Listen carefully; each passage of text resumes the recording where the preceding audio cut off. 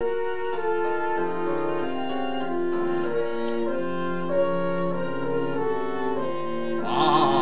welcome, my pretties. You are the ones chosen to know the secret. The deep, dark secret of my family history. As some of you who read my blogs regularly know, my grandfather inherited a castle in England. He considered the offer, but eventually declined. Now you will know the reason he declined. The Edgar Allan Poe story of The Pin and the Pendulum was based upon the tale of one of my ancestors in the 1860s. You know I never lie, and that eventually I reveal everything. Well, this is no exception.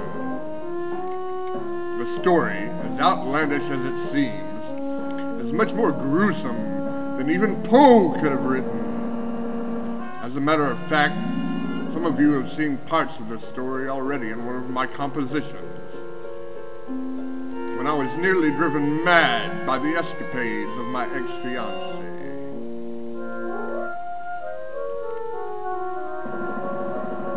Yes, there was a pit, and there was a pendulum in the story, but there was more, much more. You see, the tortures were multiple, long, and severe.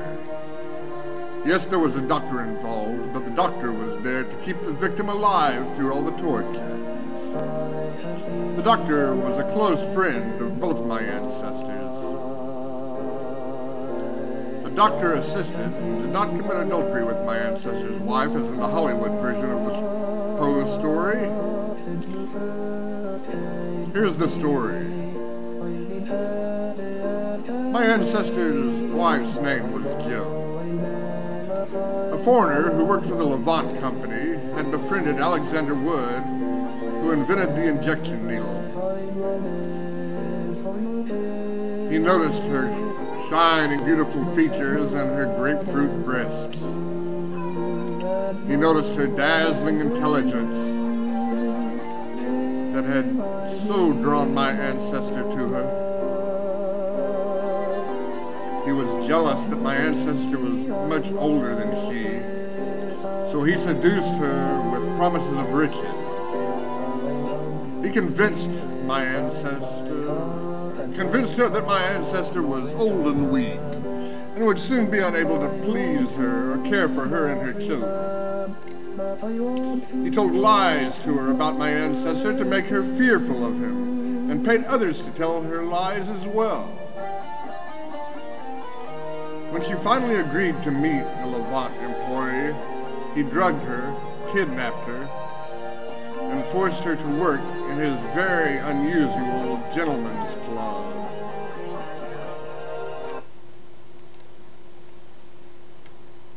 Where men paid high prices to mistreat the women he provided in any sadistic manner they desired. He wanted Jill as a sex slave, and vowed to make her bend to his every will. Jill was very strong-willed, so he started by locking her in a closet for days without food or water, then beating her, then injecting her veins with just enough morphine to kill the pain.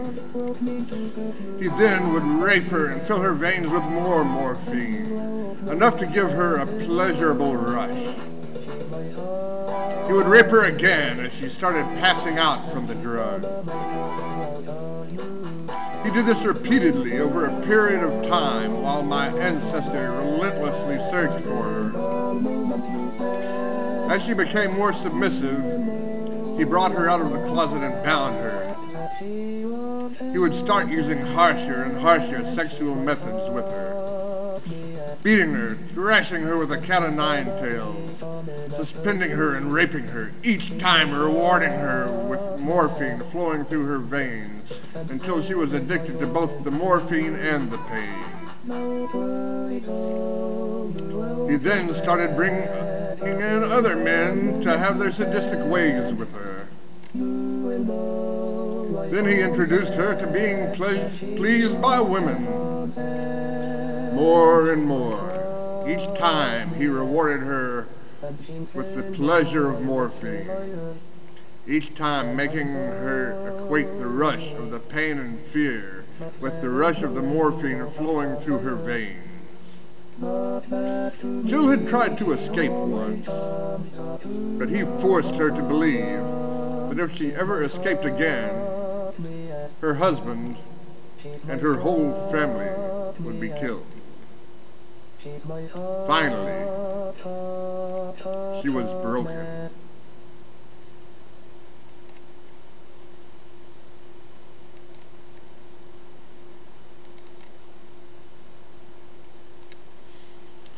After a time, he started easing her off the morphine, letting her feel more and more pain.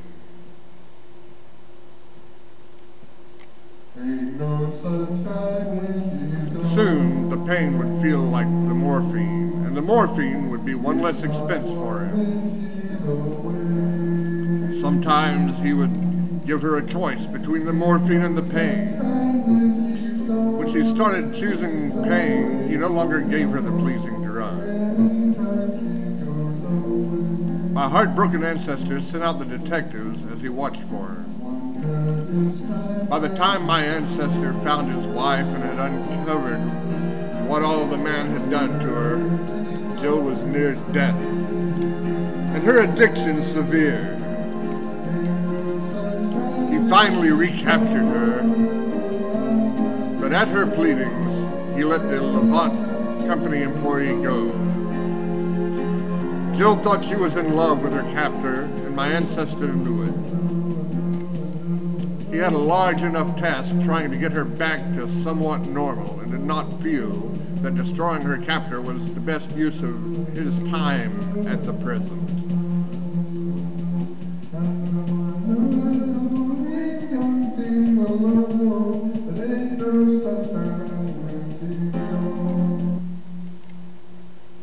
It took my ancestor many years to get her back to some semblance of normalcy and free her of the horrible addictions that she had suffered at the hands of her captor.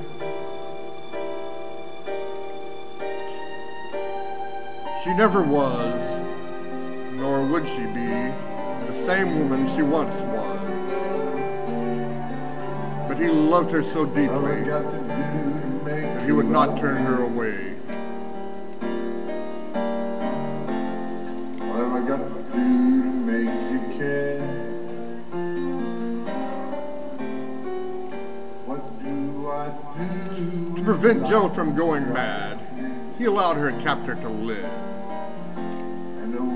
He knew that she was unstable after her harsh, abusive treatment. He had to give her what she needed when she needed it, which was pain. Cruel pain. What have I got to do to be heard? What do I say when it's all over? I interrupt this story temporarily to save this video, and I'll be back with you in just a minute.